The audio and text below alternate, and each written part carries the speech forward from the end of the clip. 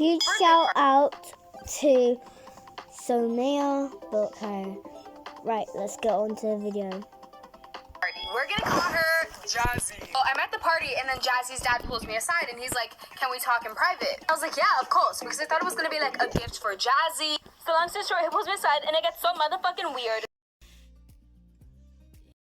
I always thought you were one of Jazzy's most beautiful friends. Age is just a number. I don't really like my wife. And I was like, that's disgusting. So I got to the point where I got really uncomfortable. I ran away and I went to go tell Jazzy's mom what her husband was telling me. So I go tell her, right? This is the best part. So I go to tell Jazzy's mom and she's like, thank you for telling me. I'm gonna take care of it. Here's this water, drink it. Like, you're probably so overwhelmed right now. So I remember I drank the water and I felt dizzy and tingly. Next thing I know, I'm in the hospital because Jazzy's mom put poison. After I told Jazzy's mom that her husband was trying to get at me, she gives me a cup of water and she's like, drink it. You're probably so stressed out. Long story short, she put poison in the water. I wake up in the hospital with my parents around me, investigators, all of that ish. They're asking me a lot of questions about Jazzy, about the party, what was going on, like what was her dad telling you? Long story short, this whole investigation is going on Jazzy's family and their background, all of that stuff. This is the best part! So the investigators, you know, they find out that Jazzy's mom has a background on hurting and poisoning a lot of girls that her husband looks at and talks to. I don't really talk to Jazzy anymore. I don't really know what happened. All I do know is that they took Jazzy's mom to like a psych ward. When I was in the 3rd grade, we had moved to a new school. BC of what had happened. 2nd grade story. On our first day at school, our teacher gave us reading and math partners. My math partner was this really popular boy who all the girls had a crush on. I was a really shy kid, so I didn't even talk to him that much at all, only for work. One day he asked me why I don't talk to him, and I said I don't know. He asked me if I wanted to be his friend, and I said okay. He was a really outgoing, talkative person, so I did. After we started talking, he started to become really annoying and always pointed out how short I was. This made me really insecure, because I have always been really insecure about my height, but he was saying it in a flirty way. I didn't take it as a compliment, so I would ask him to stop, but he thought I was saying it in a flirty way. And he would always threaten me, saying that if I ignored him, he would hug me. This made me disgusted because I was never really boy crazy. This girl noticed that he was giving me attention, so she started to hang out with me during recess.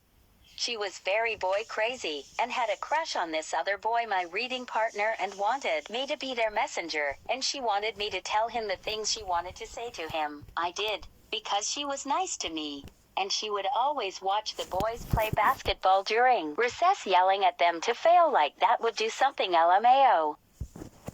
In kindergarten, there was this group of girls obsessed with dolls. In order to be in that group, you needed an ugly shit that stared at you all night. I had no friends and all I wanted was to be in it. When I got home, on my bed. Basically, my cousin was cleaning out her room and found her old doll and gave it to me. I didn't care how ghetto that fucker looked. I was so happy I named her Emma. The next day I packed Emma up and planned to show the girls at recess. At recess I came up to them and asked to be in their group, then showed them my boo Emma. They looked at her and told me no because she looked ugly and poor. Emma wears only the finest designer clothes. No one talks to my baddie Emma like that. So I ripped all their dolls up, took them home, and burned them. Story time about how I found out my best friend's boyfriend was abusing her. But not only was he abusing her, he had lured her into a cult and was using her for sacrifice. So me and my best friend were living together at the time. She was sitting on the couch taking surveys to make money online. She had made $3K in one day by doing these surveys. Link in my bio if you want to make bank. So she told me about this guy that she had been seeing. I was really happy for her because she had recently just gone through a bad breakup. The longer they were together, she started to get really sick really fast. She was a super healthy girl, like she worked out, she ate right. So the fact that she rapidly started getting sick as soon as she got a new boyfriend kind of worried me. So I tried to talk to her about it, but she got really mad at me. I was trying to tell her to go to the hospital to at least get checked out, but she kept refusing, and as we were arguing, she damn near passed out because how weak and sick she was. I didn't see her for a couple days after that. Thought that she had left the house after we argued. Well, after those few days, I started to notice a really, really bad smell coming from her room. So I go to check it out. When I open the door, I see her body just laying there. Laying there covered in satanic symbols, with a circle with a star in the middle, and there was blood coming out of her mouth. I ran out of time to look for part 2.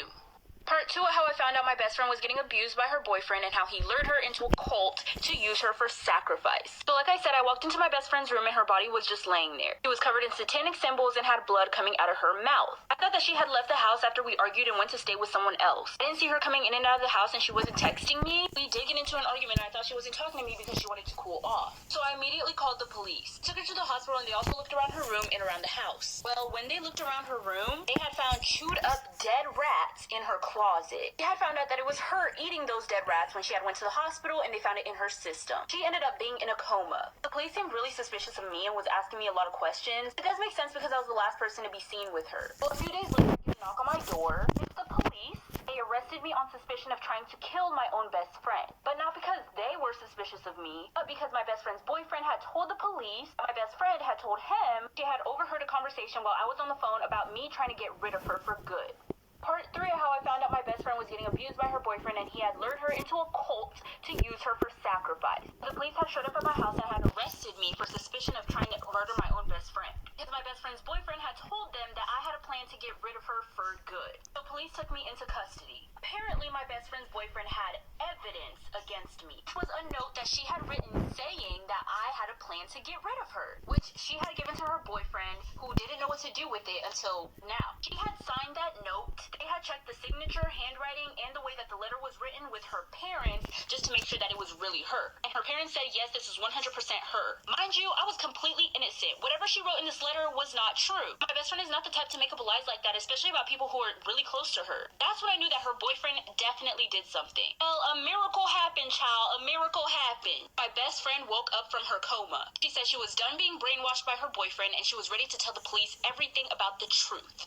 Part 4, how I found out my best friend's boyfriend was abusing her and lured her into a cult to use her for sacrifice. So while my best friend's boyfriend is trying to tell everybody that I tried to kill my own best friend, she woke up from her coma. She was ready to tell police everything. She said she had met him in the library and they were looking for the exact same book. They started talking, they asked her out on a date, and everything was good from there. He was actually really sweet. He spoiled her, gave her everything that she wanted, and then he started inviting her to these therapy meetings. In these meetings, they would do satanic rituals. They would literally do chants and draw satanic symbols all over their body. And obviously this wasn't her thing, so she told her boyfriend that she didn't want to go to those meetings anymore. Well, that's when he started abusing her and saying things like, I buy you every single thing that you want, and this is how you're going to treat me? She was so blindly in love with him that she kept going to these meetings. And she never told anyone because she was scared of what he would do. Well, she started to get more and more uncomfortable around him, and he started to notice that. And in one of these meetings, they said that they would need a volunteer to eat dead rats for a sacrifice. Her boyfriend offered for her to do it. And for part 5 of how I found out my best friend's boyfriend was abusing her and tried to lure her into a cult to use her for sacrifice. So like I said, her boyfriend was taking her to these meetings. It was a cult. In one of the meetings, they needed somebody to eat dead rats for a sacrifice. And her boyfriend basically offered up his girlfriend,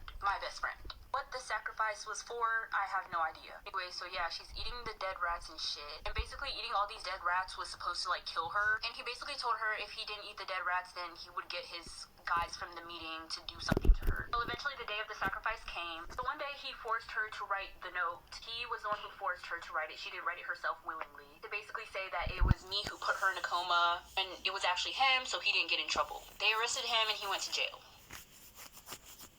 This story time was sent to me by a follower, and it actually involves a very popular creator on this app. They actually have millions of followers. Let's get into it. So this girl first started talking to this creator when she DM'd him, and he actually replied. She thought he was really cute, he thought she was really cute, and they exchanged numbers. Ended up meeting up at Playlist, and he invited her to chill in his Airbnb.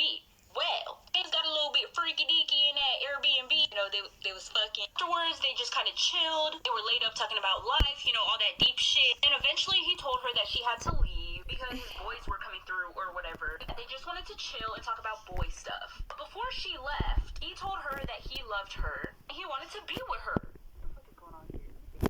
Okay, we back. So she left and went to tell her friends what just happened. Hours had passed and she noticed that he wasn't really posting on his story anymore. And he usually posts a lot. While her friend opened Snapchat, noticed that he actually did post. He posted hours ago. And he was with another girl. Part two of the TikToker story time. I forgot to mention that this TikToker actually took her virginity. Her first time was in the Airbnb. So yeah, she noticed that he blocked her from watching his story because her friend could see his story but she couldn't. And clearly he did not want her to see that he's laid up with another girl in that same Airbnb that they were just fucking.